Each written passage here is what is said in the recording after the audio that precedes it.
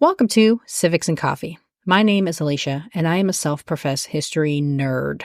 Each week, I'm going to chat about a topic on U.S. history and give you both the highlights and occasionally break down some of the complexities in history and share stories you may not remember learning in high school, all in the time it takes to enjoy a cup of coffee.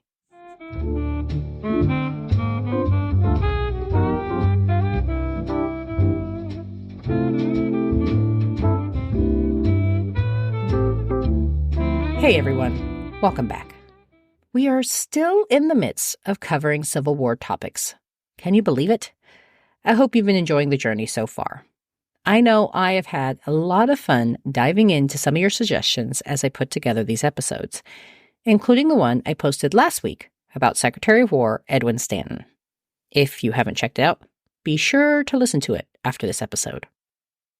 Another one of your requests was to discuss what the home front looked like during the war. I have to admit, when I first got the request, I was not entirely sure how I was going to cover it, but I was pleasantly surprised with what I found. So, this week, I am diving into how the Civil War impacted the home front. How did families deal with war just outside their door? How did military occupation impact people's living situations? And how did experiences differ between the North and the South? Grab your cup of coffee, peeps. Let's do this. Writing for the American Battlefield Trust, Paige Gibbons Backus defines total war as, quote, a war that is unrestricted in terms of the weapons used, the territory or combatants involved, or the objectives pursued, end quote. For Americans living in the South, the Civil War may have felt like it met the definition of total war, as thousands of Americans watched helplessly as their property was destroyed and homes commandeered to create makeshift hospitals to care for the wounded. While both Northern and Southern residents were forced to deal with the realities of war, it was distinctly and perhaps most tangibly felt by Southern residents. A majority of the war took place in the southern half of the United States, and as a result, it was Southern families and the Southern economy most impacted by the war. For example, while 4 out of every 5 Southern men joined the fight, less than half of Northern men did so. This, of course, translated to a higher death rate for Southern men, which stood at around 18%, compared to their Northern counterparts, which stood at roughly 6%. The lack of men in the South meant that women had to take on jobs and responsibilities historically reserved for their fathers, husbands, and sons. As historian Drew Gilpin Faust wrote, quote, the war's economic demands and the departure of nearly 1 million white men from productive labor into the military created hardships keenly felt by yeomen and planter families alike, end quote. In the South, women took on quote-unquote men's work by overseeing family farms, including managing and providing directions to the hundreds and thousands of still enslaved men and women, and by entering the waged labor workforce. Several Southern women sought employment with the Confederate Clothing Bureau, where they sewed shirts in exchange for a small fee. Women entering the workforce challenged long-established gender roles as they moved from the private, domestic sphere of the home to the outside, public sphere of the workplace. Women performed work as nurses, teachers, and seamstresses, performing whatever jobs they could to help ensure their family's survival. In 1862, the Confederate government officially approved women to work in Confederate hospitals, as they had demonstrated that wards managed by women could claim lower mortality rates. Many Southern women had to learn household skills, such as sewing and weaving, for the first time, unable to rely on their enslaved labor to perform the work. However, even their efforts were not enough to fully combat the pervasive problems and shortages in the South. Families faced food insecurity and lacked access to clothes, as clothing production came pretty much to a halt. This lack of raw material, combined with the increased demands caused by the war, created rampant inflation, and residents had to contend with price gouging, bringing to the surface some of the underlying class issues thus far ignored throughout the South. The issue got so bad that the Confederate government tried to pass laws to prevent price gouging and help provide some relief for residents. However, their efforts were in vain. In North Carolina, for example, nearly 40% of white women had to receive some form of government support to help relieve hunger. In the North, women used the war to further their place in society. Like their Southern counterparts, women of the North entered into wage labor throughout the conflict. However, unlike Southern women, who saw their work as a necessary temporary measure to ensure survival during the war, Northern women used the experience as a kind of catalyst to enter into new professions, including medicine and nursing. However, Northern women were not immune to the impacts of war. They, too, dealt with issues of inflation and required government assistance.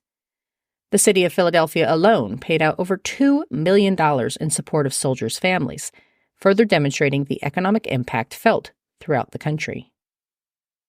Northern soldiers were usually comprised of industrial workers, and it was not uncommon for children to be brought in to replace the manpower lost to the Union forces. As I mentioned before, inflation and the lack of supplies were directly tied to the increasing demands of the soldiers on the battlefield. Throughout the South, families had to contend with Army officials confiscating material and commandeering homes to reuse as Army hospitals. It was common for military leaders to take livestock to feed their men and destroy fencing to use the wood to build fires to keep troops warm. In Virginia, one woman, Judith Henry, could do little more than watch as her home was confiscated by Confederate troops. The estate, which was located in the middle of Union and Confederate lines near the Battle of Manassas, was used by Confederates both to provide cover and to place sharpshooters in a strategic position against Union forces. In response, Union leaders ordered their men to fire upon the house, hoping to move the sharpshooters out of their post. Homes were also frequently used as hospitals, military encampments, or as headquarters, providing a place out of the elements to discuss strategy and plan their next line of attack. Those who could decided to relocate. In Virginia, a state hit particularly hard in terms of battlefields and troop movements. It is estimated that roughly 200,000 individuals fled their homes during the war. However, this was not a viable option for individuals without extensive personal wealth. Again, from Paige Gibbons Backus, quote, "Leaving home was a risky and expensive endeavor, and not everyone had the luxury to do so," end quote. There were significant challenges with deciding to vacate your home, such as where would you and your family relocate to? What should, and more importantly, could you pack? These logistical and expensive issues meant that fleeing remained an option mostly to the upper crust of Southern society. For those who were able to leave temporarily, often discovered their property in dire straits upon their return and had to deal with, quote, destroyed crops, ransacked homes, and beleaguered communities, end quote. So much property was destroyed in the midst of the war that the federal government provided a mechanism for individuals to submit claims for reimbursement. While thousands of individuals submitted their requests, few payments were actually distributed, as those requesting funds had to prove their continued loyalty to the United States. And as I mentioned previously, food shortages were just one of many issues facing civilians during the Civil War. As the problem came to a critical mass, the government tried to intervene and impress or forcibly collect food. Farmers responded by trying to hide their crops and livestock, essentially mitigating the government's attempts at impressment. Hyperinflation made access to food unattainable for many residents in the South, where flour got to an incredibly expensive $275 a barrel. This prompted some to engage in food riots, including the Richmond Bread Riots in April of 1863. The riots became so intense and aggressive that Confederate President Jefferson Davis even authorized the firing upon women if they refused to disperse and go home. Food scarcity meant that many individuals had to go without otherwise common items, such as coffee, meat, and sugar, or find acceptable alternatives. One woman, Dora Miller, wrote how she was, quote, so tired of cornbread, which I never liked, which I eat with tears in my eyes, end quote. Rioting also occurred in the North, such as the New York City draft riots in July of 1863. Much like the food riots, the massive demonstrations by individuals uncovered some underlying class issues. Part of the inspiration for the riots in New York was the frustration some felt over the policy permitting individuals to pay a fee to avoid serving in the war. This all but guaranteed that upper-class elite individuals could avoid military conscription, leaving the war to be carried on the backs of those in a lower socioeconomic standing. As noted by historian Drew Gilpin Faust, quote, "In draft riots in the North, food riots in the South, in the erupting tensions of a disintegrating slave system, hostilities and violent confrontation moved beyond the battlefield, both to enlist and victimize civilians." End quote. Of course, this review of Homefront experiences neglects to consider the hardships and difficulties faced by Indigenous and Black Americans. Both enslaved and free Black Americans faced ongoing hostility, with individuals questioning their loyalty and legal status. Unlike their white counterparts, Black Americans had an unfortunately long history with family separation. For them, the Civil War served to further intensify those situations, as the demands for free labor increased as the war dragged on. Treated as contraband or property, Black men remained without agency in how and where they worked, and were frequently pulled from their families to provide support for both the Confederate and Union armies. Free Black men living in the South also faced an increasingly hostile environment, as residents questioned Black support of the Confederacy. Some Black Americans who remained enslaved attempted to take advantage of the chaos and lack of men in the area. They sometimes refused to work on Sundays or significantly slowed their pace, understanding that the mistresses of the house were likely unprepared to administer any significant forms of punishment.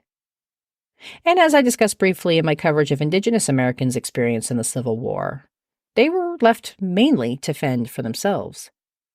A majority of tribal nations had been forcefully relocated to the Oklahoma Territory by the United States government, and when the sparks of war ignited between the Union and the Confederacy, the territory was left unprotected as soldiers were reassigned to other strategic locations. This, of course, prompted a division amongst the tribal nations and prompted some to form tenuous alliances with the Confederate government. As I also mentioned in my prior episode, both the Union and the Confederate armies understood the potential benefits of curating favor with Native Americans who had a long and well-earned reputation as being effective warriors. The impacts to the quote-unquote home front varied depending on a variety of factors. It was different for men and women, adults and children, the rich and poor, Black and white, North and South. But regardless of where one called home, the impact of the Civil War was felt throughout the country. From trying to figure out how to deal with rampant inflation to acquiring new skills in order to keep the home afloat, no American went without feeling what a quote-unquote total war could do to a community. Americans would still have to contend with the aftermath of putting those communities back together, bit by bit, after the hostilities stopped and the federal government threw themselves into rebuilding the Union in a newer, hopefully freer and more democratic fashion. Of course, as I will cover in a future episode, the realities of a rebuilt nation under Reconstruction did not necessarily match the hopes and dreams so many had. Before I sign off today, I want to give my sincerest thanks to Apple Podcast user AWP, who recently left a review for the podcast, and Lisa, who contributed to the podcast through her donation on Buy Me a Coffee. Both the review and the donation help make Civics and Coffee what it is. Your reviews help spread the word so more people can enjoy the show, and the donations go towards things like books and hosting fees. Speaking of supporting the show, I recently updated the website to make it easier for you to show your love. In addition to links to places you can leave a review and make a donation, I also included a link to my wish list through Amazon. You can peruse through my ever-growing list of books and help support the research by making a purchase. You can learn more about the various ways to support the show and get access to transcripts and source material by visiting my website at www.civicsandcoffee.com. Thanks, peeps. I'll see you next week. Thanks for tuning in, and I hope you enjoyed this episode of Civics and Coffee. If you want to hear more small snippets from American history, be sure to subscribe wherever you get your podcasts. Thanks for joining me, and I look forward to our next cup of coffee together.